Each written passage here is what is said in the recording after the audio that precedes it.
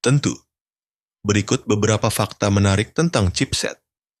Otak dari perangkat elektronik chipset adalah pengendali utama komunikasi antara prosesor, memori, penyimpanan, dan perangkat lain dalam komputer, smartphone, atau perangkat elektronik lainnya.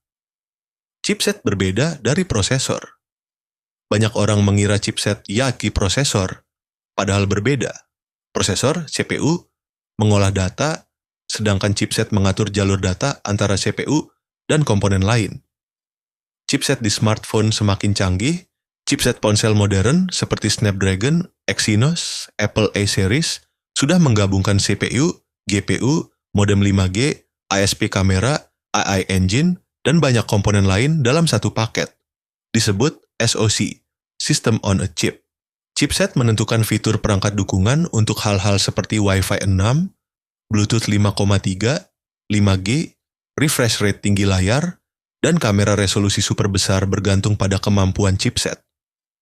Semakin kecil, semakin kuat, perkembangan teknologi fabrikasi, misalnya 7 nanometer, 5 nanometer, hingga 3 nanometer, membuat chipset makin kecil, hemat daya, tapi lebih kuat. Ini berkat teknik miniaturisasi transistor di dalamnya. Chipset punya masa hidup pendek karena teknologi cepat berkembang.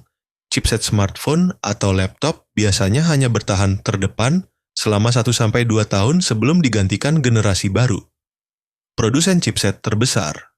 Nama-nama besar di dunia chipset termasuk Qualcomm, Snapdragon, Apple, Bionic Series, Samsung, Exynos, MediaTek, Dimensity dan Helio, dan Intel, chipset komputer di laptop.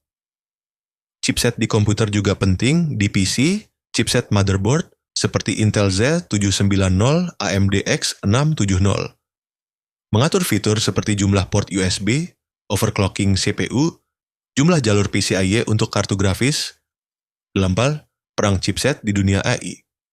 Saat ini banyak chipset baru yang fokus untuk kecerdasan buatan, AI.